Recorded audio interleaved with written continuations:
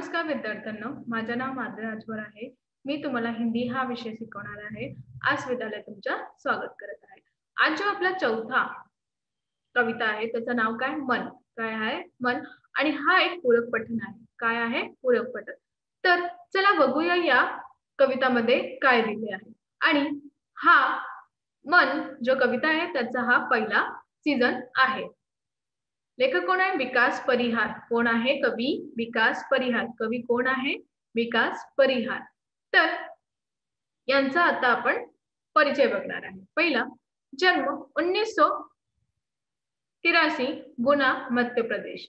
परिचय, विकास परिहार ने 2000 से 2006 तक भारतीय वायुसेना को अपनी सेवाएं दी। फिर पत्रकारिता के क्षेत्र में उतरने के बाद रेडियो से जुड़े साहित्य में विशेष रुचि होने के कारण आप नाट्य गतिविधियों से भी जुड़े हुए हैं।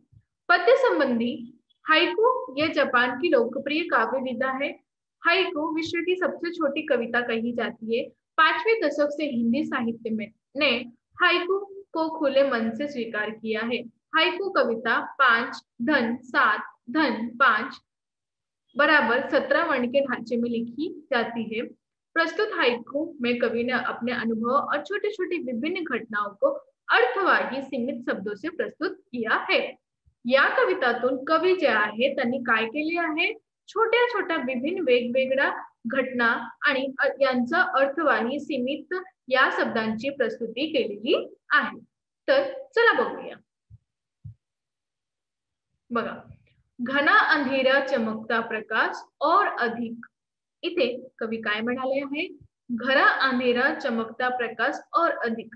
म्हणजे यांचं स्पष्टीकरण बघा. म्हणजे कवी म्हणाले आहे की जेव्हा आपल्या घरी खूपच अंधार होते, जेव्हा आपल्या घरी खूपच अंधार होते, तेव्हा आपण एक दीप ज्वलते, तेव्हा आपण एक दीप ज्वलते.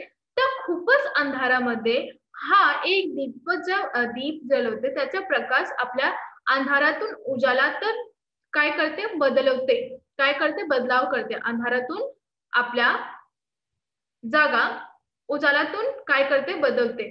तसेच इथे कवी म्हणाले आहे की जेव्हा आपल्या घरी असा होता तर आपण काय करते? दिवा लावता आणि प्रकाश पसरते.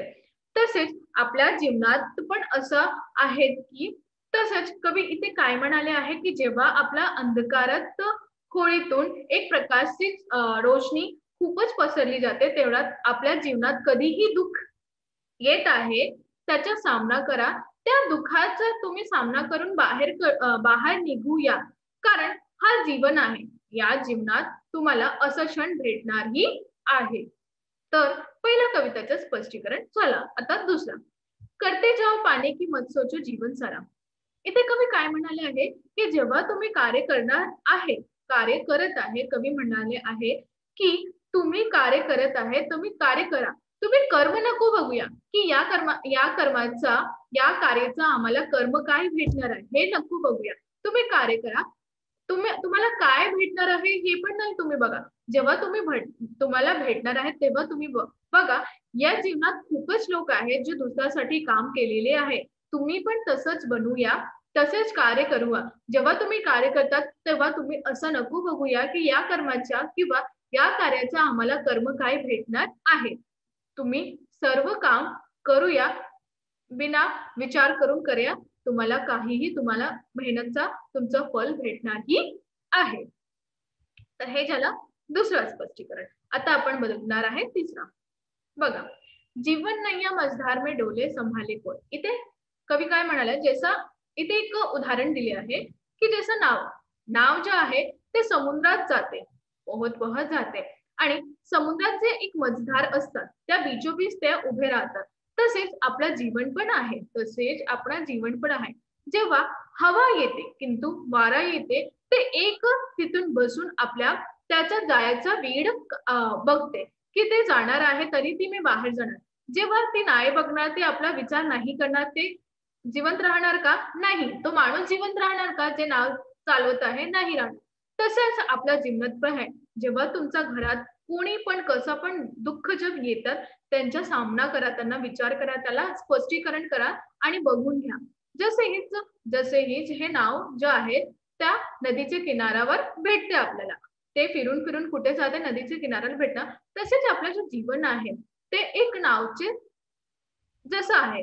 जसं ते एक मार्ग शोधून शोधून कुठे जाते, नदीच्या किनाऱ्याला जाते, तसेच आपण बी त्या दुःखाचा मार्ग शोधून एक करायचा आणि बाहेर जायचा. त्यातून म्हणजे गुंतलेला नाही पाहिजे आपल्याला जीवन. तर आता चौथा, रंगबिरंगी रंग संग लेकर आया पाहू. इथे कवी काय म्हणाले, जेव्हा होळी येते तेवढ्यात लोक एकमेकांशी बोलतात, एक दुसऱ्याच्या तोंडावर रंग लावतात आणि एकमेकांशी बोलतात. खूप खुशी आनंदाने होळी खेळतात.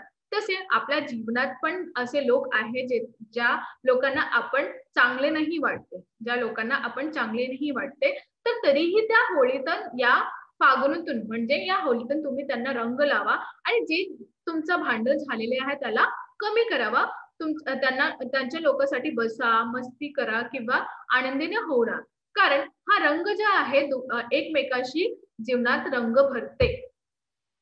तर हे झालं यांचा अर्थ.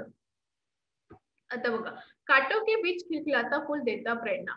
इथे कवीनं खूपच छान गोष्टी म्हणाली आहे की जसा गुलाबचं फूल तुम्ही पाहणार आहे तेव्हा ते फूल कुठे उगते, काट्याचं बीचोबीच उगते. परंतु त्या आपल्या चेहऱ्यावर काही शिकंद नाही करते, काही असं नाही करते की मी किती दुःख आहे. ती किती सुंदर दिसते आणि आपल्या सुगंधातून लोकांना प्रवाहित करते, आपल्या सुगंधातील लोकांना मनोहर करते आणि आपल्या सोबत आकर्षित करते. तसेच तुमचं जीवन पण आहे की तुमचा आजूबाजू लोक आहे ते खूपच वेगळे आहे, ते छान नाही, परंतु त्या बिचोबीच राहणार तुम्ही आणि त्याला मार्ग शोधून बाहेर काढा, तिथे नको बसूया. असं एक उदाहरण दिले आहे कवीने इथे एक गुलाबचं फुलचा, की ते काटोचं बिचोबीच राहते पण आपल्या दुःख व्यक्त नाही करतात, त्यांचा काय करते सामना करतात आणि किती सुंदर राहतात आणि आपल्या सुगंधीतील लोकांना प्रवाहित करतात. आता दुसरं बघूया, भीतरी कुंठा आंखों के द्वार से आई बाहर. जेव्हा तुम्ही खूपच दुःखी होता तेव्हा तुम्ही काय करता की लोकांना आपलं दुःख नाही जाहीर करता. तुमच्या घरी किंवा तुमचा आस पडोस, तुमच्या रिश्तेदारी परिचित याच्यात काही एक असा माणूस पण असतात जेव्हा तुमच्या सोबत बसून हा सगळं तुम्ही त्यांना सांगता. तर ऐसा मनुष्य तुम्ही शोधा आणि आपली जो भित्री कुंठ आहे, तुमचं जे दुःख आहे, तुमच्यासोबत जो होणार आहेत, तर असा जी बातमी आहे तो लोकांना बोला. कारण तुम्ही नाही बोलणार ना, चला तुम्ही नाही बोलतात, काही पण गरज नाही, बोलायचं गरज नाही बोलणार. तेव्हा जे अश्रू आहे, जे कठोर, जे तुमचं जे दुःख आहे, ते कुठे बाहेर काढता? अश्रूमध्ये, म्हणजे डोळ्यात अश्रू करून बाहेर काढत जात आहे. तर तुम्ही काढून घ्या. जेव्हा तुम्ही काढून घेणार आहे, तेव्हा तुमचं दुःख शांतप्रमाणे होणार आहे आणि कमी होणार आहे, खाली जाणार आहे. जेव्हा तुम्ही नाही बोलणार, ते परत परत तसंच होणार आहे आणि तुम्ही त्यामध्ये गुंतलेला कुठेतरी बसणार आहे.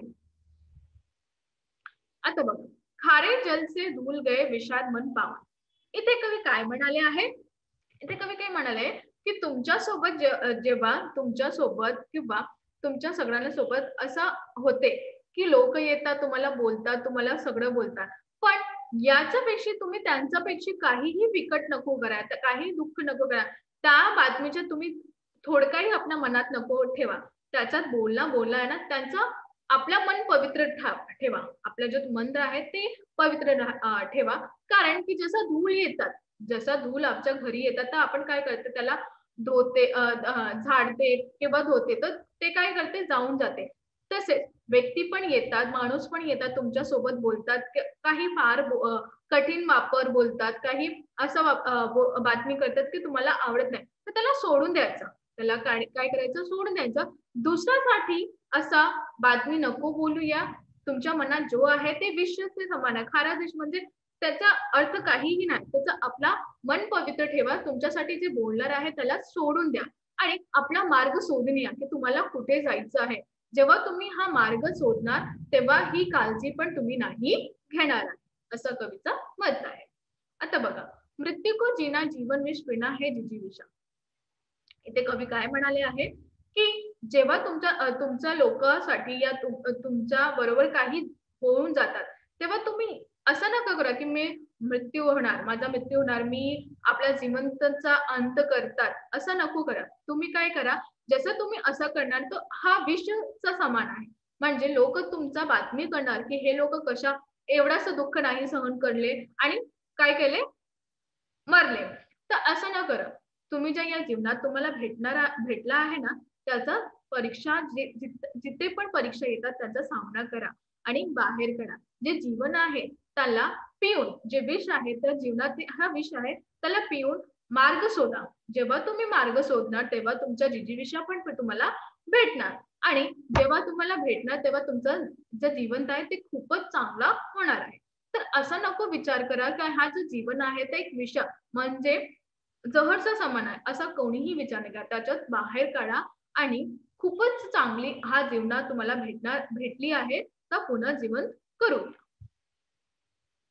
तर आज आपण काय शिकलो? आज आपण हे शिकलो, की जेव्हा अंधारात रूमात तुम्ही किंवा अंधारात खोलीत तुम्ही एकच जो ज्योती लावतात त्याच्यात खूप प्रकाश पेलतात. तसंच आपल्या जीवनात पण असं असतात, की काही दुःख येतात तर त्याला सामना करा. त्यांचा सामना करा. त्याला असं नको करूया, की हा माझ्यासाठी काही का येतात? लोकांना पण जा, तिथे पण दुःख करा, असं नाही. ईश्वर तुमचा परिश्रम म्हणजे परीक्षा घेत आहे. त्याच्या परीक्षा तुम्ही उत्तीर्ण व्हा. म्हणजे तुम्हाला मागे जे खुशी भेटणार, जे आनंदी भेटणार, ते तुम्हाला बोलताना नाही येतात. तर अशा ठिकाणी तुम्ही काय करा, त्यांचा सामना करा. नको विष घेऊया, नको कोणाशी बोलूया, काही पण नका. पण त्यांचा डटून सामना करायचं, असं कवीचं मत आहे.